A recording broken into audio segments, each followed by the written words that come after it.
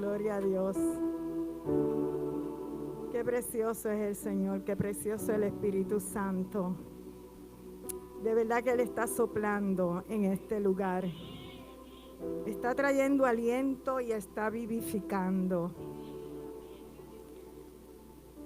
Vamos a preparar nuestra alma, nuestro espíritu para recibir una palabra. Es una palabra que el Señor me dio a mí, me edificó mucho y sé que va a ser de edificación para ustedes. En el Señor nunca hay casualidades, sino propósitos. Y el pastor viene hablando sobre la entrada a la tierra prometida. Y en una noche el Espíritu Santo, Él es especial conmigo, Él me da unos temas que no son tan comunes. Y Él me dijo, dejar caer las cosas o no lo dejes caer. Y yo le dije al Señor, al Espíritu Santo, bueno, es un tema que lo entiendo, pero quisiera que me dieras en la palabra, ¿verdad? Porque todo tiene que basarse en la palabra del Señor. Y me llevó a Zorobabel. Es un tiempo que es mucho después, ¿verdad? De la salida del pueblo de Israel de Egipto hacia la tierra prometida. Pero el propósito del tema cae dentro de lo que el pastor está trayendo. Otro sinónimo para dejar caer las cosas es soltar, arrojar, renunciar, abandonar. Es abandonar o interrumpir una actividad, no realizarla más. Hay unos estribillos en las huelgas o en las protestas que dice, no lo dejes caer, no lo dejes caer. Yo me acuerdo mucho de este estribillo porque yo participaba, a causa de mi trabajo, tenía que participar en unas huelgas, en unos paros, y teníamos estas consignas, no lo dejes caer, no lo dejes caer, y era como para darnos ánimo de no dejar de cantar aquellas canciones que eran en contra del patrono, para que la canción siguiera, o el ánimo, ¿verdad? El entusiasmo de estar allí en esos paros. Cuando el Señor me dio este tema, o el Espíritu Santo, me llevó a Zorobabel, a la reconstrucción del templo en Jerusalén. Esto se encuentra en el libro de Esdras. El libro de Esdras queda después de Génesis y antes de Apocalipsis. Bueno, hermano, fuera de broma, es antes de Nehemías, después de Segunda de Crónica y después de Nehemías y antes de Nehemías. Para hacer la historia un poco corta, después de 70 años de cautiverio en Babilonia, el pueblo de Israel, los cautivos de Judá, se les permitió regresar a su patria, porque Babilonia fue derrotada por el gobernador de Persia, Ciro, y este hizo un decreto para aquellos que quisieran volver a Jerusalén, volvieran. No todos volvieron. El primer grupo fueron como 50,000 personas, y este grupo fue gobernado por Zorobabel. Zorobabel fue descendiente de David y tenía habilidad para liderar. Ellos comenzaron a hacer unos sacrificios, los sacrificios que hacían en los holocaustos, antes de poner los cimientos, que fue en el mismo lugar donde estaba el templo de Salomón. Este templo de Salomón, por obviamente, había sido destruido Y allí ellos, antes de poner los cimientos, hicieron sacrificio de arrepentimiento y humillación. Y fíjense qué bonito, porque nosotros estuvimos 8 días en ayuno y en oración. El Señor pone el querer como el hacer. Y el Señor puso esto en el corazón de nuestro pastor. Porque antes de nosotros reconstruir nuestro altar, nuestra intimidad con Dios, tiene que haber una humillación, un arrepentimiento. Y el primer día de ese ayuno fue la oración de arrepentimiento. Y asimismo hizo este pueblo. En el libro de Esdras 3, versículo 3, no sé si el hermanito ya lo puede tener ahí. Dice que a pesar de que tenían miedo de los lugareños, reconstruyeron el altar en su sitio original. Luego, cada mañana y cada tarde comenzaron a sacrificar ofrendas quemadas al Señor sobre el altar. El arrepentimiento y la humillación es necesario. Luego, ellos empezaron los cimientos a construir la base.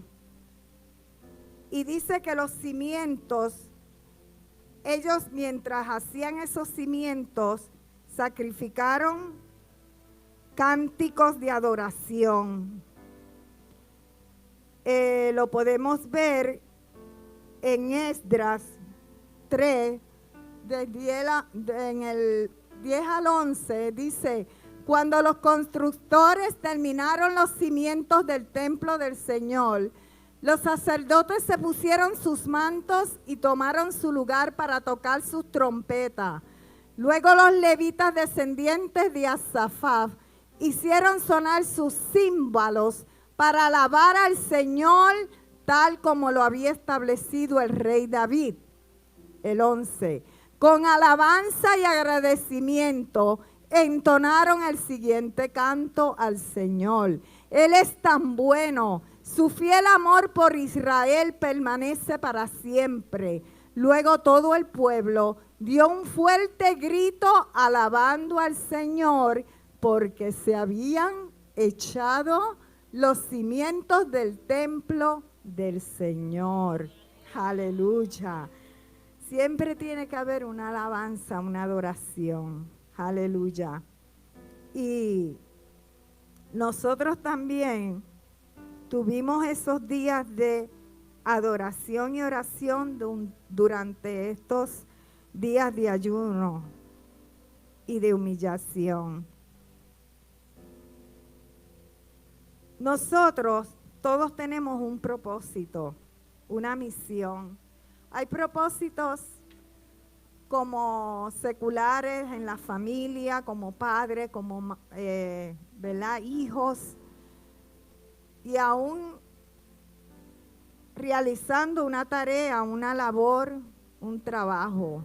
Tenemos esos propósitos, pero hay un propósito en el reino de Dios, que luego que conocemos a Cristo, Él nos dice en Mateo capítulo 16 del 15 al 18, la encomienda que nos da: id por todo el mundo y predicad el evangelio a toda criatura. Aleluya. Nosotros tenemos que llevar este mensaje en nuestra casa, en nuestra familia, en nuestra comunidad, en todo territorio que estemos. Esa es una misión muy importante y que el Señor espera de nosotros. Pero siempre se van a presentar problemas y obstáculos. Está la oposición. Una oposición es poner algo en contra de otra cosa para entorpecer o impedir su efecto. Es la contrariedad, la contradicción. En nuestros días de ayuno y oración, el 6 de febrero fue el día que nosotros oramos para desatar todo conflicto en los aires, para desarticular la agenda del infierno, toda oposición de las tinieblas. Dice Efesios 6 que hay oposiciones espirituales, que no tenemos lucha contra carne y sangre, sino contra potestades, principados. Y ese día, nuestro propósito en ese ayuno fue orar contra esa oposición.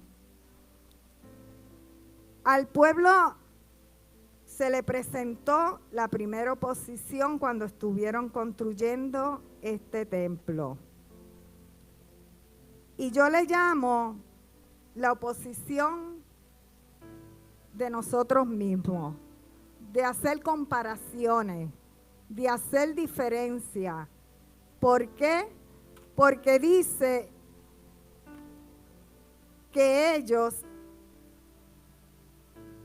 Esdras 3:12, dice, sin embargo, muchos de los sacerdotes, levitas y otros líderes de edad avanzada que habían visto el primer templo, lloraron en voz alta al ver los cimientos del nuevo templo. Ellos empezaron a comparar cómo estaba construido, cómo iba a quedar ese templo a diferencia del templo de Salomón. Yo quiero que el hermanito me presente aquí el templo de Salomón. Ese templo de Salomón estaba detallado con enormes cantidades de oro y piedras preciosas. Fue un templo construido en medio de la ciudad, rodeado de grandes edificios. Mas, sin embargo, el templo de Zorobabel, este otro templo que estaban construyendo, era un templo más sencillo y estaba rodeado de ruinas. La diferencia hizo que ellos se desanimaran. Había un grupo que estaba llorando y había un grupo que estaba contento, pero había una división. No estaban juntos en armonía, porque estaba estos que lloraban, que gemían, que no estaban de acuerdo a cómo estaba quedando el templo de Zorobabel. Estas diferencias que nosotros hacemos nos quitan el desánimo muchas veces de cumplir la labor que tenemos en nuestras manos. Porque hoy en día hay mucha competencia. Siempre le dan énfasis quizás al profeta que más se oye, al predicador que más se oye, a la iglesia que más trabaja. Y estas comparaciones nos pueden desanimar. Pero es tan bueno y tan delicioso cuando nosotros hacemos las cosas con fidelidad a Dios. Porque en Mateo 25:23 el Señor nos dice, bien, buen siervo y fiel, sobre poco has sido fiel, sobre mucho te pondré, entra en el gozo de tu Señor. O sea que nuestra recompensa va a ser hasta la eternidad. No te creas insignificante o poco. ¿Cuántas veces el Señor nos llama a una misión y siempre ponemos excusa o pretexto para no cumplirla? No puedo hablar bien, no tengo los recursos, no tengo las capacidades. Por ejemplo, Moisés dijo que era torpe para hablar Y el Señor le dijo, ¿no eres tú? Soy yo, el gran yo soy, es el que tú vas a predicarle a Faraón. Jeremías decía, soy muy joven. Y el Señor le dijo, te conocí aún antes de haberte formado en el vientre de tu madre. Antes de que nacieras, te aparté y te nombré mi profeta a las naciones. O sea, que Él nos escoge, nos conoce, nos aparta y nos nombra para una misión. Si yo no lo hago, si nosotros no hacemos algo que el Señor nos manda hacer, la obra del Señor no se va a detener, va a continuar. La reina de Esther le pasó esto. Ella estaba allí en el palacio con una encomienda, interceder por el pueblo judío. Y cuando Mardoqueo le dice que tiene que hacerlo, interceder en el momento, ella dice que no tenía la autoridad de llegar hasta el rey si él no se lo pedía. O sea, ella le puso una excusa. Y Mardoqueo le dice en Esther 4:14, si te quedas callada en un momento como este, el alivio y la liberación para los judíos surgirán de algún otro lado, pero tú y tus parientes morirán. Vas a sufrir las consecuencias, en otras palabras. ¿Quién sabe si no llegaste a ser reina precisamente para un momento como este? O sea, Esther tenía un propósito en aquel palacio. En nuestro ayuno, en nuestros días de ayuno, el 12 de febrero, el propósito era un grito desesperado y decir como Esther, si perezco, que perezca. Y que hay unos propósitos en nuestra, encomendado a cada uno de nosotros para nosotros realizar.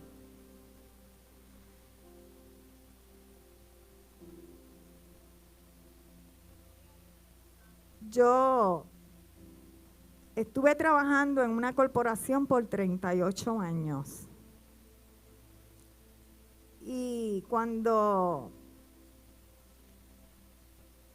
el Señor en una ocasión me dice,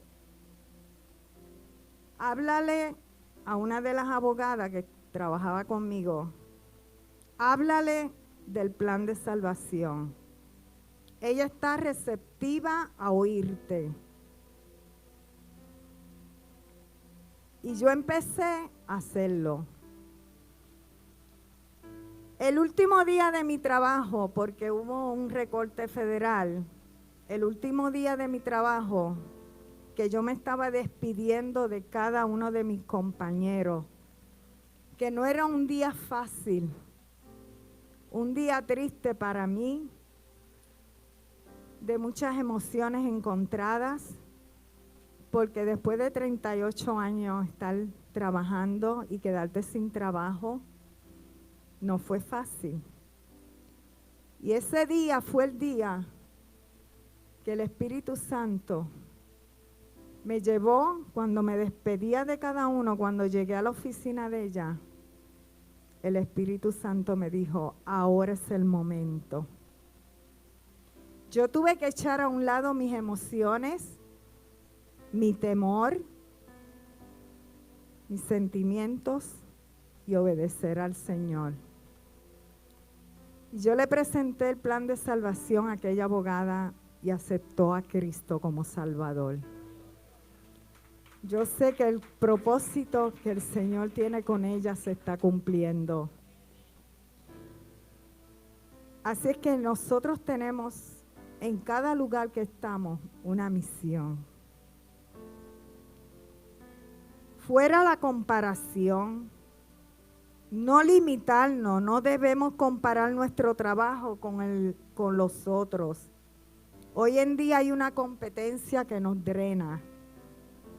La comparación no nos ayuda.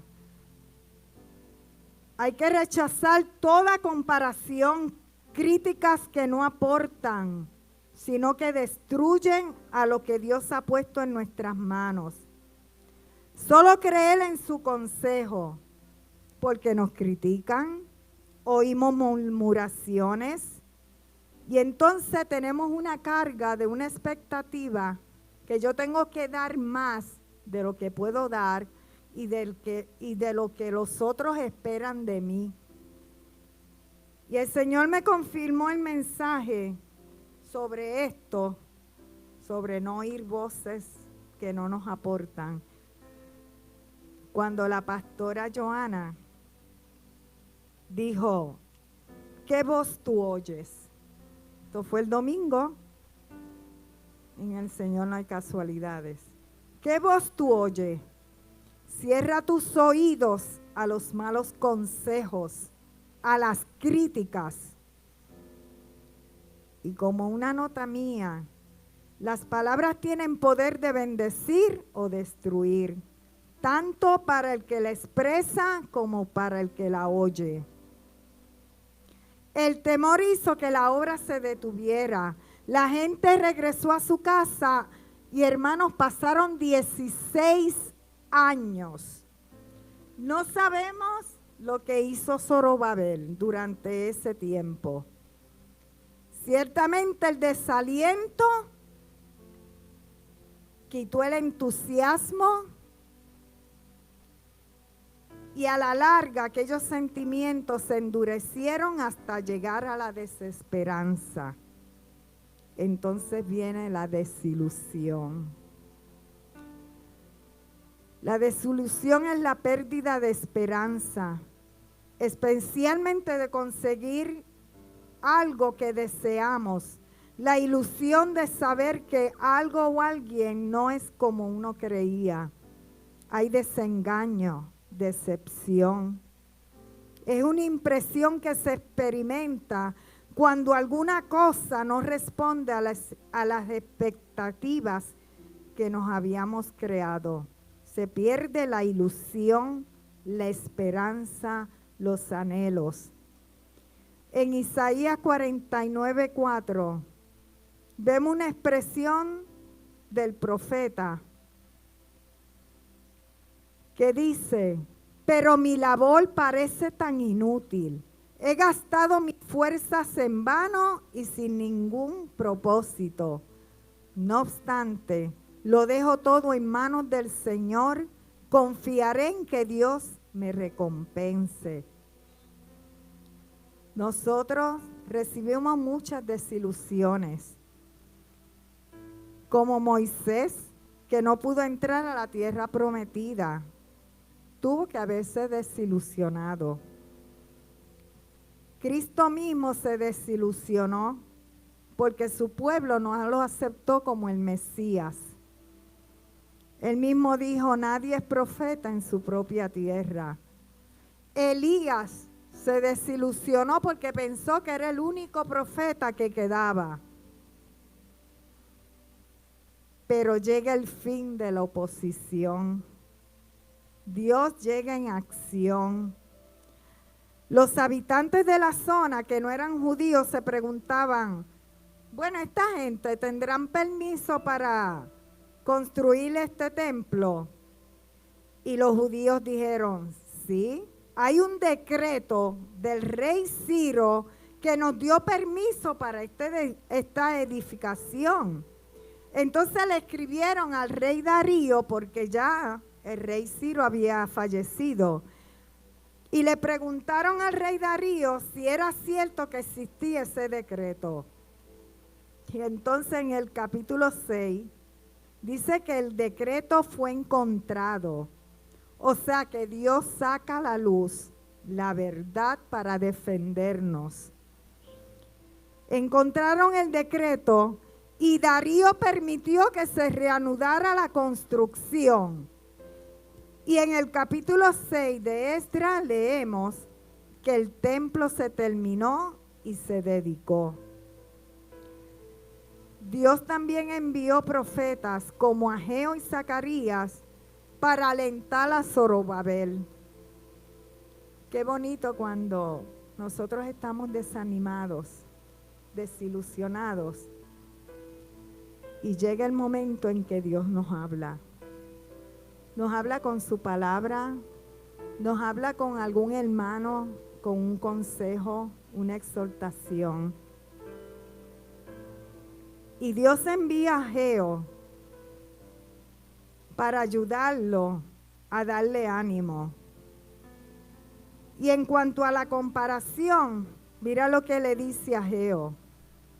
Haré temblar, esto está en Ageo capítulo 2 del 7 al 9. Haré temblar todas las naciones y traerán los tesoros de todas las naciones a este templo. Llenaré este lugar de gloria, dice el Señor de los ejércitos celestiales. La plata es mío y el oro es mío, dice el Señor de los ejércitos. La futura gloria de este templo será mayor que su pasada gloria, dice el Señor de los ejércitos celestiales. Y en este lugar traeré paz. Yo, el Señor de los ejércitos celestiales, he hablado. Y el pastor confirmó esta palabra el domingo. La gloria de CCRN será mayor. En el séptimo día nosotros oramos por un avivamiento. Así que el Señor nos va a exhibir. Vamos a ir creciendo. La labor de este año será mejor que la del año pasado. En cuanto al desánimo y la desilusión, el Señor envía a Zacarías donde Zorobabel. Y dice Zacarías 4 del 6 al 10. El Señor dice a Zorobabel, no es por el poder ni por la fuerza, sino por mi espíritu, dice el Señor de los ejércitos celestiales. Nada impedirá el camino de Zorobabel, ni siquiera una montaña gigantesca, pues se convertirá en llanura delante de él. O sea, se convertirá en nada. Esa oposición se tiene que ir en el nombre de Jesús. Y cuando Zorobabel coloque la última piedra del templo en su lugar, la gente gritará, Dios lo bendiga, Dios lo bendiga. Después recibí otro mensaje del Señor. Zorobabel es quien colocó los cimientos de este templo y él los terminará. Así ustedes sabrán que el Señor de los ejércitos celestiales me envió. No menosprecien estos modestos comienzos, pues el Señor se alegrará cuando vea que el trabajo se inicia y que la plomada está en las manos de Zorobabel. Hermano, no es con nuestra fuerza, es con su Santo Espíritu que se logran las cosas, porque Él está de nuestro lado. Él nos da la fuerza cuando estamos cansados y desalentados. Él dice en el Salmo 23 que Él adereza mesa delante de nuestros angustiadores, que nos pones en gracia. Timoteo necesitó aliento y apoyo. Por eso Pablo le dice en 2 de Timoteo 1, 7 al 9, porque no nos ha dado Dios espíritu de cobardía, sino de poder, de amor y de dominio propio. Como muchos, nosotros también nos pasa como Zorobabel. Empezamos con mucho ánimo, mucho entusiasmo, pero a veces se nos hace difícil mantener ese ritmo. Sin embargo, cuando Zorobabel permitió que Dios tomara el control, la obra se completó. Dios siempre tiene el control. Todos empezamos, como dije, con mucho entusiasmo, pero después queremos tirar la toalla. Se pierde la compasión y el propósito muchas veces se convierte en una carga. Voy a dar un ejemplo, y perdonen que coja a un servidor de aquí, pero es mi casa. Vamos a decir que uno de nuestros hermanos del estacionamiento empieza con ese ánimo. Sí, hermano, estaciónese aquí. Sí, hermano, estaciónese acá. Sí, hermano, bien contento. Pero llega un tiempo en que ya quizás oyendo murmuraciones, comparaciones, críticas, se desanima. Y llegamos un día y vemos a ese servidor sin ánimo, que le da lo mismo decir que se estaciona aquí o allá, o vemos la diferencia, vemos el desánimo. Y nos pasa a todos. Yo no sé, mucha gente hace muchas metas, ¿verdad? Se propone muchas metas al comienzo de año siempre. Muchas físicas, de hacer ejercicio, otras de trabajar más para el Señor.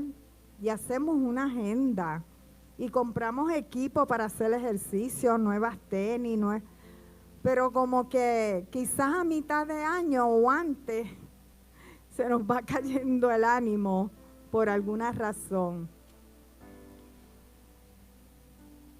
Un líder necesita proveer no solo la motivación inicial para un proyecto, sino el necesario aliento continuo para mantener ese proyecto caminando, esa misión caminando. Por eso Pablo, en 1 Corintios 15:58, dice: por lo tanto, mis amados hermanos, permanezcan fuertes y constantes. Trabajen siempre para el Señor con entusiasmo, porque ustedes saben que nada de lo que hacen para el Señor es inútil. La constancia es la firmeza, perseverancia en las resoluciones. Se trata de una actitud o de una predisposición del ánimo respecto a un propósito. Un líder debe encontrar su propia fuente confiable de aliento, y la mejor es el Señor. Es el que nos da el mejor consejo a través de su palabra. Al vivir para Dios, propongámonos no depender de nuestras propias fuerzas ni de nuestras habilidades. Dependamos de Dios y actuemos con el poder de su Espíritu.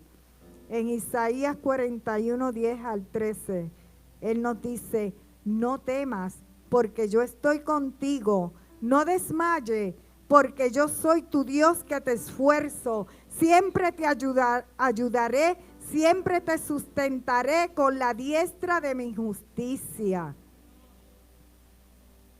Tenemos que ser fieles a Dios y recibiremos recompensa. Colosenses 3:23-24 dice: trabajen de buena gana en todo lo que hagan, como si fuera para el Señor y no para la gente. Recuerden que el Señor los recompensará con una herencia y que el amo a quien sirven es Cristo. Así es que la conclusión de este consejo es: no dejes caer el ánimo, el entusiasmo, no tires la toalla. Bendiciones, hermanos. Quisiera hacer una oración global, ¿verdad? Porque según el Señor me habló a mí, sé que a cada uno de ustedes ha hablado en esta noche. Este periodo de ayuno y oración que el Señor puso en el corazón del pastor es el cimiento de todo el trabajo que vamos a hacer. que vamos a continuar haciendo con entusiasmo y con ánimo, ¿verdad que sí, hermano? Padre, Señor, en este momento, en el nombre de Jesús, vengo ante tu presencia, Señor. Te damos gracias por tu amor y tu misericordia. Gracias por tu palabra, Señor, porque ella nos guía. Ella, Señor, nos reconstruye. Ella nos edifica. Ella nos anima, Señor, nos da aliento. Tú, Señor amado, eres nuestra fuerza. Señor, que se vaya el desánimo. Que se vaya, Señor, toda opresión. Todo aquello, Señor amado, que está dejando caer el ánimo, el entusiasmo para trabajar para ti, Señor. Que confiadamente hagamos esa labor, esa misión, realizar ese sueño, Señor. Oh, mi Dios, que aunque sea pequeño, aunque sea poca cosa, tú haces mucho, porque los resultados en ti siempre son mayores. Siempre son de gloria en gloria, Señor amado. Padre, Señor, que pueda ver ese amor hacia las almas. Señor, que pueda ver ese interés, Señor amado, por arrebatar las almas del infierno y de la muerte. Nosotros, Señor, tenemos encomienda en nuestra familia, en nuestra comunidad, en todo Puerto Rico, en todas las naciones, Señor. Y aunque no podamos ir lejos, Señor, intercediendo, parándonos en la brecha, Señor. Hay tantas cosas por hacer. Mira cada proyecto, Señor, de nuestra casa. Yo te las presento, Señor, para que cada líder y cada miembro de esta casa lo haga con amor y con entusiasmo, porque vamos a recibir recompensa tuya, Señor. Gracias, Dios mío. Te pido la sanidad, Dios mío, de los cuerpos enfermos físicamente, por las emociones, Señor. Se vaya el temor, se vaya la ansiedad, Señor amado, Dios mío. Toda, Señor, oposición, Padre, para nosotros continuar, la atamos en el nombre de Jesús, Señor. Gracias, gracias, Espíritu Santo, en el nombre de Jesús. Amén.